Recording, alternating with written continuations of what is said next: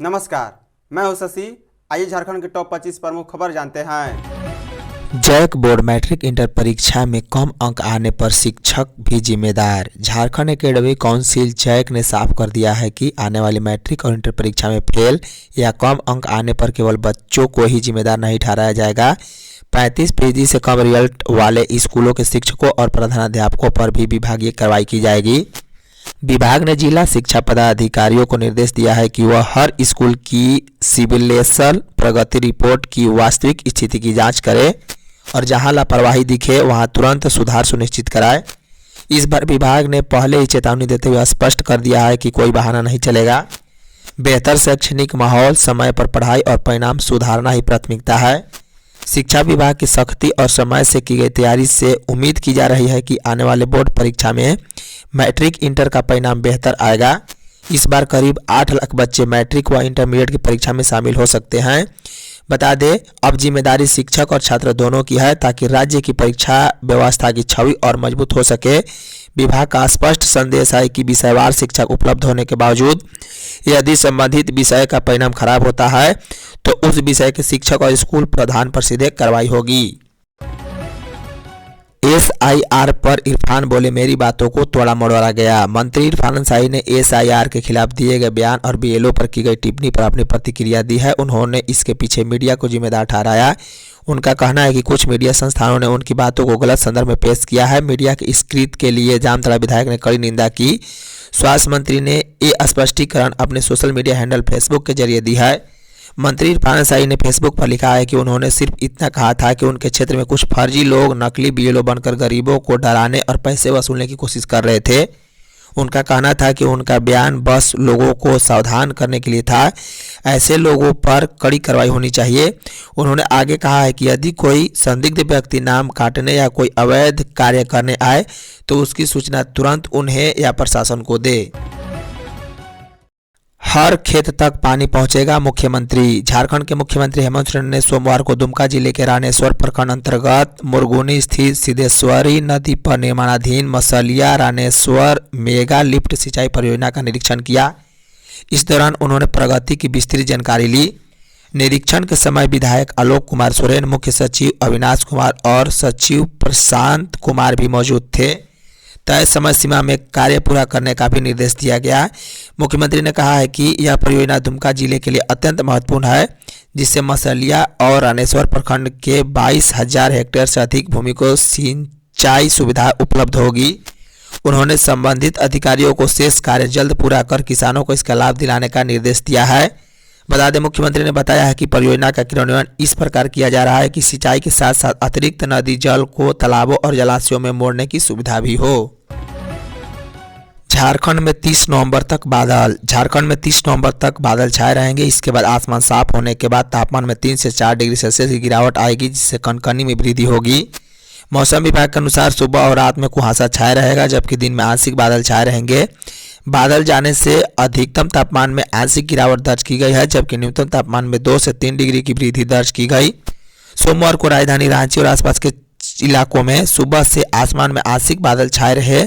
बादल छाने के कारण दिन में भी लोगों को ठंड का एहसास हुआ, जबकि रात में अपेक्षाकृत ठंड में कमी महसूस होगी।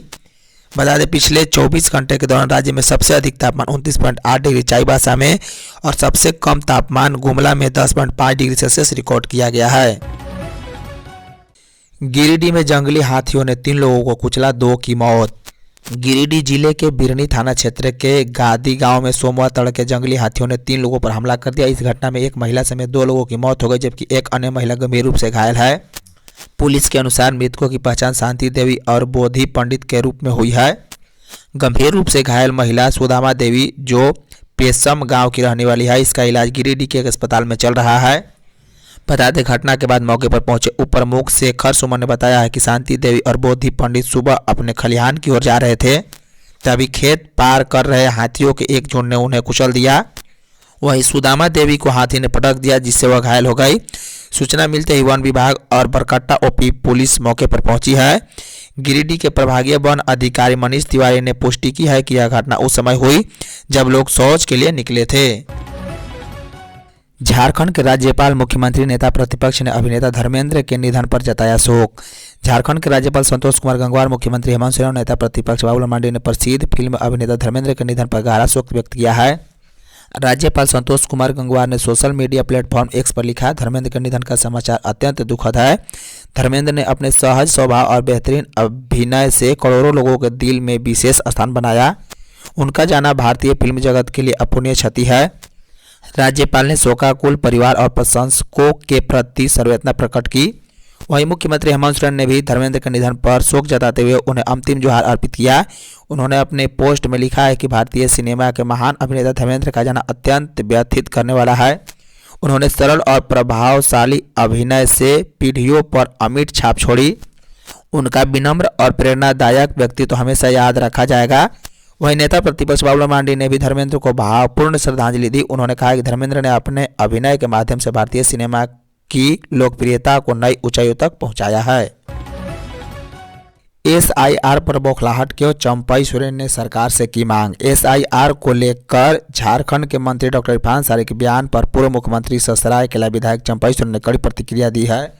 चंपई सोरेन ने मंत्री इरफान अंसारी का नाम लिए बगैर कहा है कि झारखंड के एक मंत्री द्वारा एसआईआर के खिलाफ दिया गया बयान उनकी बौखलाहट को दर्शाता है। ऐसे उकसाव बयान देने वाले मंत्री को तुरंत बर्खास्त करने की जरूरत है। बता दें, पूर्व मुख्यमंत्री चंपई सोरेन ने कहा है कि भारत का संविधान सिर्फ भारतीय नागरिकों को वोट देने का अधिकार देता है। एसआईआर के जरिए घुसपैठियों के नाम काटने से झारखंड के आदिवासियों मूलवासियों को बिना किसी विदेशी हस्तक्षेप के अपने प्रतिनिधि चुनने में आसानी होगी। झारखंड वासियों को यह पता है कि जो लोग हमारी जमीनें बहुबेटियों की अस्मत और सरकार योजनाओं में हमारे अधिकार को छीन रहे हैं, उन्हें पहचानना और बाहर निकालना जरूरी है। झारखंड में 8 महीने में एक भी परीक्षा नहीं, बाबूलाल मरांडी। झारखंड के सरकारी स्कूलों में परीक्षा व्यवस्था को लेकर राज्य के पूर्व मुख्यमंत्री और भाजपा विधायक दल के नेता बाबूलाल मरांडी ने सरकार पर गंभीर सवाल खड़ा किए हैं। दरअसल उन्होंने अभी तक स्कूलों में परीक्षा संपन्न न होने को लेकर चिंता जाहिर की और इसी मामले में सरकार को कटघरे में खड़ा कर दिया। उन्होंने सोमवार को अपने सोशल मीडिया हैंडल एक्स पर ट्वीट कर लिखा है कि शैक्षणिक सत्र शुरू हुए 8 महीने बीत चुके, लेकिन अब तक किसी भी कक्षा की परीक्षा नहीं कराई गई। यह बेहद ही शर्मनाक स्थिति है। बाबूलाल मरांडी ने हेमंत सरकार से सवाल पूछा है कि जब परीक्षा ही नहीं होगी तो बच्चों को अगली कक्षा में प्रोन्नत कैसे किया जाएगा। बिना मूल्यांकन के छात्रों की प्रगति का निर्धारण किस आधार पर होगा। आगे झारखंड बीजेपी के इस वरिष्ठ नेता ने जेपीएससी और जेएसएससी की परीक्षा समय पर आयोजित न कराने को लेकर भी सरकार को लपेट लिया है। झारखंड के नेता प्रतिपक्ष ने लिखा है कि जेपीएससी और जेएसएससी की परीक्षाओं को आयोजित कराने में पहले से ही सरकार नाकाम रही है और अब स्कूलों में भी परीक्षा न करा पाना सरकार की सबसे बड़ी विफलता है। जनगणना को लेकर झारखंड सरकार का बड़ा फैसला। मुख्यमंत्री हेमंत सोरेन ने जनगणना अधिनियम 1948 के तहत जनगणना नियम के अधीन प्रदत्त शक्तियों का प्रयोग करते हुए भारत की जनगणना 2027 के लिए झारखंड राज्य की सभी प्रशासनिक इकाइयों को परिवर्तन नहीं किए जाने का निर्देश दिया। इसमें जिला, अनुमंडल, प्रखंड, नगर निकाय, नगर परिषद, नगर पंचायत, छावनी परिषद, वार्ड पंचायत, ग्राम आदि के प्रशासनिक क्षेत्राधिकार की सीमाओं में दिनांक 1/1/2026 से 31/3/27 तक किसी भी प्रकार का परिवर्तन नहीं किए जाने का निर्देश दिया है। स्पष्ट है कि इन प्रशासनिक इकाइयों में कुछ जोड़ने और कुछ काम करने की कवायद नहीं की जा सकेगी। साथ ही मुख्यमंत्री ने क्षेत्राधिकार की सीमाओं में 31/12/25 तक हुए परिवर्तनों से संबंधित सूचना एवं वांछित अधिसूचना निदेशक, जनगणना कार्य निदेशालय, झारखंड राज्य को अग्रसित किए जाने का निर्देश दिया है। हजारीबाग में कैदियों की हड़पी जा रही मजदूरी की जांच शुरू। जयप्रकाश नारायण केंद्रीय कारा हजारीबाग सेंट्रल जेल में सजायाफ्ता कैदियों की मजदूरी में बड़े पैमाने पर गड़बड़ी की शिकायत सामने आने के बाद मामला गंभीर हो गया है। 150 से अधिक कैदियों ने आरोप लगाया है कि उन्हें मिलने वाली मजदूरी का 50% हिस्सा जेल कर्मियों द्वारा जबरन ले लिया जाता है। इस गंभीर आरोप की जांच के लिए एआईजी तुषार रंजन की अध्यक्षता में 3 सदस्यीय उच्च स्तरीय समिति गठित की गई, जिसमें बंदी कल्याण पदाधिकारी और एक प्रोबेशन अधिकारी को सदस्य बनाया गया है। समिति एक बार हजारीबाग सेंट्रल जेल का निरीक्षण कर चुकी है। जांच के दौरान जिससे जेलकर्मी शंभू शाह पर मजदूरी की वसूली करने का आरोप है वह मौजूद नहीं मिला। बाद में उसका तबादला कर दिया गया और जानकारी के अनुसार उसने जेल सेवा भी छोड़ दी है। शंभू शाह भूतपूर्व सैनिक बताया जाता है। बता दें कि हजारीबाग सेंट्रल जेल में करीब 900 सजायाफ्ता कैदी हैं, जिनमें से कई कैदियों का कहना है कि मजदूरी की राशि उनके बैंक खाते में भेजी जाती है, लेकिन निकासी के समय मात्र 50% ही उन्हें दिया जाता है। मुख्यमंत्री ने झारखंड फ्लाइंग इंस्टीट्यूट का किया उद्घाटन। सीएम हेमंत सोरेन ने सोमवार को दुमका एयरपोर्ट स्थित झारखंड फ्लाइंग इंस्टीट्यूट का विधिवत उद्घाटन किया। इस दौरान उन्होंने कहा है कि राज्य सरकार अब विकास की रफ्तार को नई दिशा दे रही है। अब इस इलाके के युवा सिर्फ हवाई जहाज पर चढ़ेंगे ही नहीं बल्कि उड़ाएंगे भी। मुख्यमंत्री ने लोगों से सरकार का साथ देने की अपील की। उन्होंने कहा है कि आप एक हाथ बढ़ाइए, हम उसे दोनों हाथों से पकड़कर विकास की नई ऊंचाइयों तक आगे जाएंगे। मुख्यमंत्री ने कहा है कि झारखंड के 25 वर्ष पूरे होने के बाद सरकार ने विकास की एक नई लंबी लकीर खींचने का फैसला किया, जिसकी शुरुआत संताल परगना को केंद्र में रखकर की गई। यहाँ से निकली विकास की यह लकीर रांची और दिल्ली तक जाएगी। मुख्यमंत्री ने बताया कि फ्लाइंग इंस्टीट्यूट में हर वर्ष 30 युवाओं को कमर्शियल पायलट का प्रशिक्षण दिया जाएगा। इसमें 15 सीटें आरक्षित कोटि के अभ्यर्थियों के लिए होगी। इरफान अंसारी के एसआईआर बयान पर चुनाव आयोग ने लिया संज्ञान। स्वास्थ्य मंत्री इरफान अंसारी के चुनाव आयोग की ओर से चलाए जा रहे एसआईआर को लेकर की गई विवादित टिप्पणी पर चुनाव आयोग ने सोमवार को संज्ञान लिया।